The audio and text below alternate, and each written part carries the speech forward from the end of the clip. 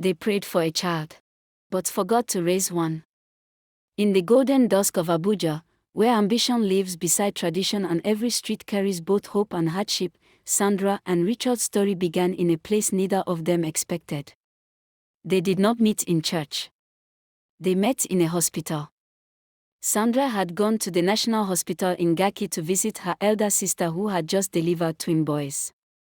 The maternity ward was alive with celebration, balloons, laughter, relatives arguing over who the babies resembled.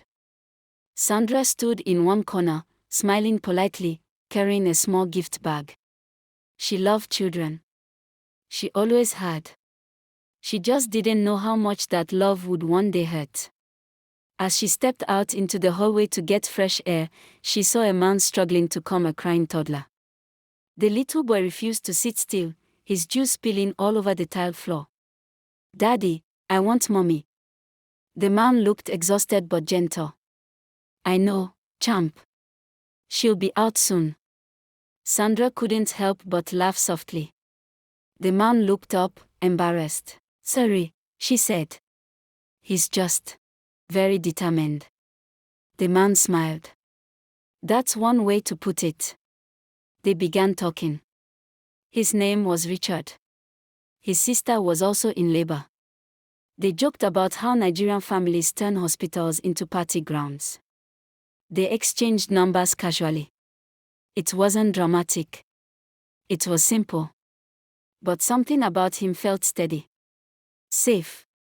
They began seeing each other, small dates at Joby Lake, long drives through the quiet streets of Metoma at night, suya stops along the roadside where they talked about everything from childhood dreams to future plans.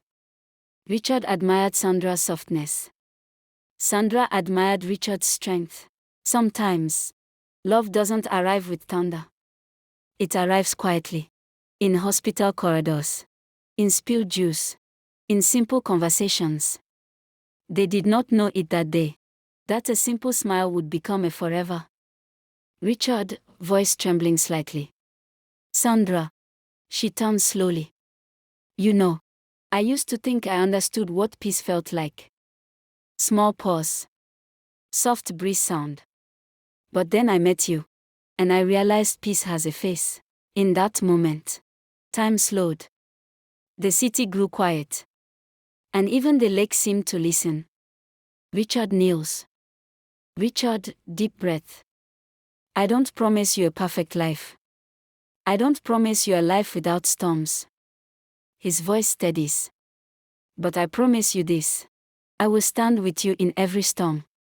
I will hold your hand in every hospital room. I will choose you. Every single day." Richard, softly. "Sandra, will you marry me?"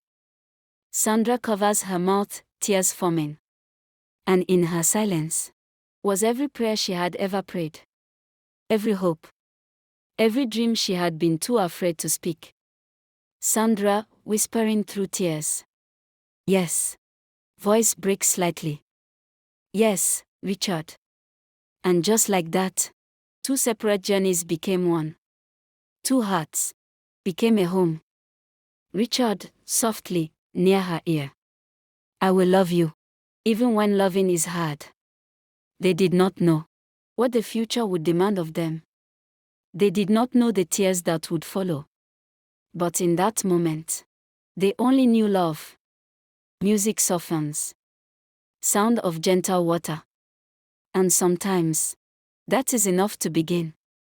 Their wedding was beautiful, vibrant osoebi, drums beating, elders praying loudly, friends dancing without shame. Abuja witnessed their joy. They moved into a comfortable home in Gorimpa. The guest room was decorated in neutral colors. "Just in case," Sandra had said shyly. "Just in case."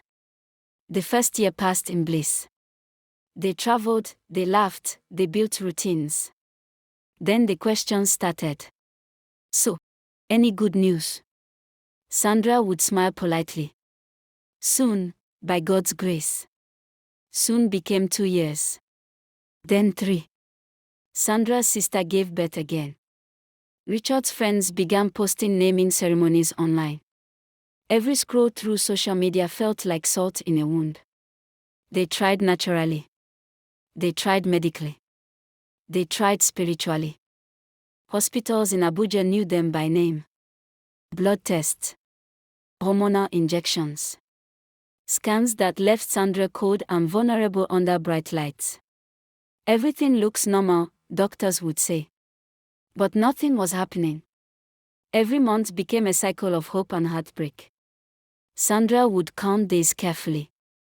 She would imagine nursery colors. She would avoid certain foods just in case. Then the bleeding would come. And with it, silence.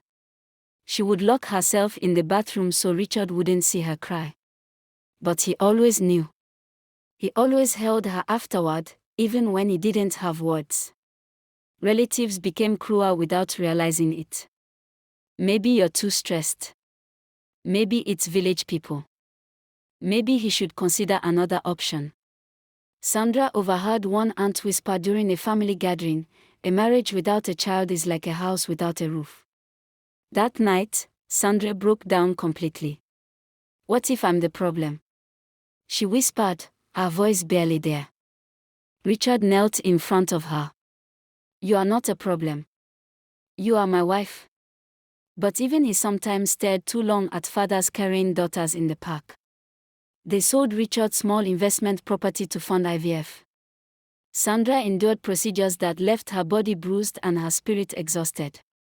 6 failed attempts. 6. Each failure chipped away at something inside her.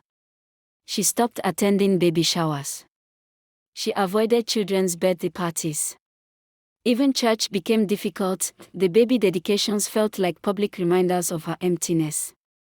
One Sunday, after yet another negative result, Sandra didn't speak for 2 days. On the 3rd morning, she felt strange. Not the usual disappointment. Something different. She didn't tell Richard at first.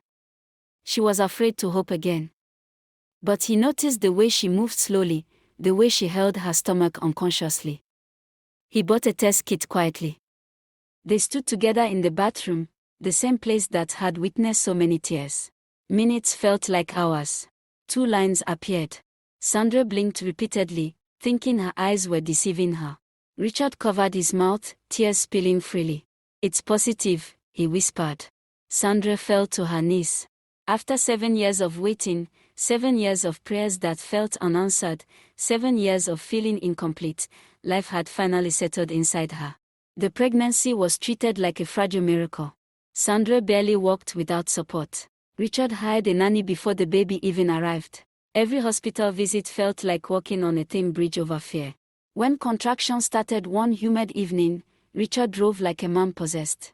In a private hospital in Maitama, after hours of labor and whispered prayers, their daughter arrived. A tiny, crying, perfect baby girl. They named her Jewel, because that was exactly what she was. From that moment, everything changed. Sandra would stare at Jewel while she slept, sometimes crying quietly from gratitude. Richard installed cameras everywhere, afraid something might happen. Jewel never lacked anything, not toys, not clothes, not attention.